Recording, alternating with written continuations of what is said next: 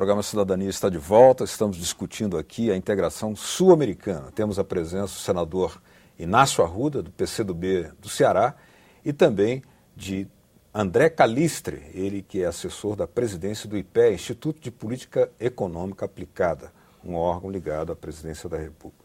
Senador, quando o senhor ouve falar, seja no New York Times, ou seja em algumas alas mais radicais da esquerda, de que essas políticas de integração são imperialistas por parte do Brasil, como é que o senhor reage? Olha, eu tenho sempre me deparado muito com os nossos colegas de uma área da esquerda, uma parte da esquerda brasileira e da esquerda sul-americana, porque temos tido esse contato permanente.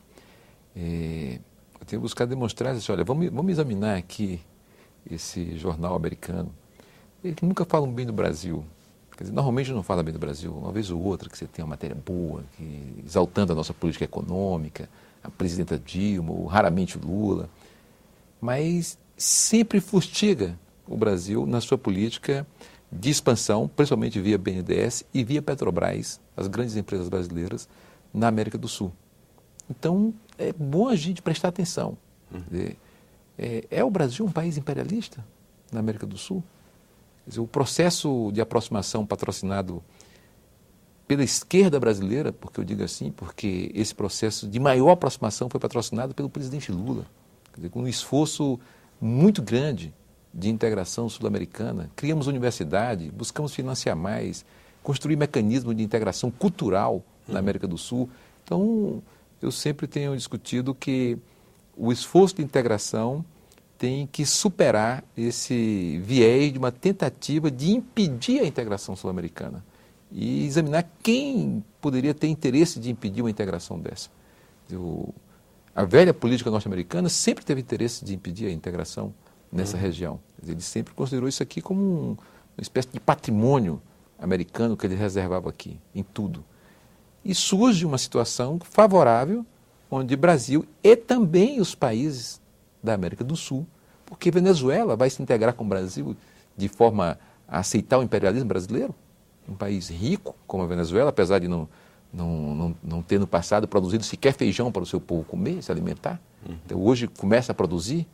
Vai a Colômbia se integrar aqui na América do Sul, aceitando o imperialismo brasileiro, eles que são tão integrados com os americanos? Quer dizer, a Argentina vai aceitar isso? Não vai. Quer dizer, é uma esquizofrenia pensar nesses termos. Então, acho que é mais ajustado imaginar um esforço conjunto, e é claro que o Brasil tem que examinar bem como fazer. Por quê? Porque há sim um desequilíbrio que foi produzido ao longo de décadas nessa nossa região. Então, o Brasil hoje, por exemplo, é superavitário com quase todos. Então, nós somos deficitários com os americanos e somos superavitários com todos os nossos vizinhos, praticamente. Tirando a Bolívia, onde nós compramos muito gás, nós somos quase que absolutos em termos de geração de superávit a favor do Brasil. Então, o Brasil teria que, digamos assim, comprar mais, incentivar mais a indústria desses países, criar melhores condições nesses países, buscar instrumentos que favorecessem uma presença do BNDES sem que o BNDES favorecesse exclusivamente consórcios patrocinados por empresas brasileiras, porque as empresas brasileiras muitas vezes se associam com empresas locais, mas ela é a cabeça dos consórcios para a construção de ferrovias, rodovias, portos, metrôs. Então, é claro que isso cria determinados sentimentos, mas nós temos que mostrar o outro lado, é o lado positivo do crescimento da América do Sul.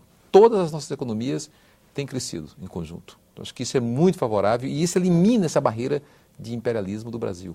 Acho que facilita o processo de integração. Tem muitos meios, tem muitos mecanismos. O André, que está acompanhando aqui a questão do nosso Banco do Sul, nós ainda estamos devendo, porque a Argentina já ratificou e nós estamos empenhados em dar velocidade, mas nós temos 2 etapas que temos Câmara e Senado. A matéria ainda está para ser discutida na Câmara, para ser votada, depois vem ao Senado. Então, ainda temos aí um tempo para ratificar um instrumento que eu considero dos mais importantes. Dos mais importantes é você ter o Banco do Sul, porque é uma associação mais positiva na nossa região. André, nós temos aí uma situação que carecem informações acerca de como essas relações podem ser de benefício mútuo. Eu pediria que você desse uma explicação didática. Por exemplo, a Venezuela não teve oportunidade histórica de um desenvolvimento industrial, ficou sob a maldição do petróleo, nem tampouco teve economia agrícola. Hoje a Embrapa brasileira está lá, instalada, né? Assim como se está construindo um estaleiro por empresa Andrade Gutierrez na Venezuela. Também a Venezuela tem encomendas da indústria naval brasileira, né?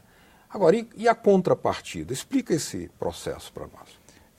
Tem que pensar que o Brasil não é um país desenvolvido em meio a uma América do Sul subdesenvolvida. O Brasil tem problemas estruturais de país subdesenvolvido. A questão é que as forças políticas, na última década, têm voltado-se para a questão da superação do subdesenvolvimento, na América do Sul como um todo, né? Então, o governo Lula, com a sua política externa, liderada pelo ministro Celso Amorim, ex-ministro, né, das Relações Exteriores, agora ministro da Defesa, foi um momento histórico na política externa brasileira, em que você combinou uma série de fatores com um objetivo só, que é a superação do subdesenvolvimento. A questão sempre de fundo foi essa. Então, quando o Brasil vai para a Venezuela e estabelece uma relação de integração produtiva, o Brasil também está superando o seu subdesenvolvimento. Ele também dá um passo à frente. Não é só uma busca por mercados, né? Não é só isso.